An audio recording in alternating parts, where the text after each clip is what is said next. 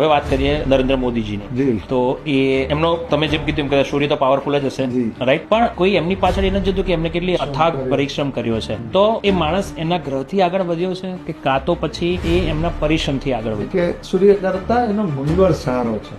Okay, એટલે કે એ man of action કહેવાય.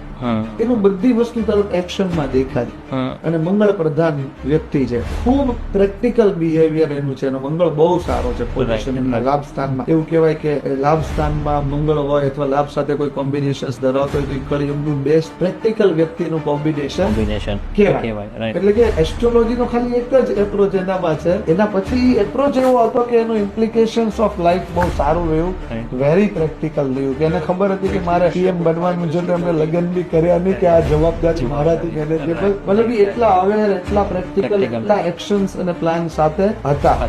એના કેસમાં એવું કહી શકાય કે એસ્ટ્રોલોજી 30-40% છે, 60-70% એમની જે એક એસ્ટ્રોલોજીના ગુણને એને મહાન બનાવી દીધો. રાઈટ.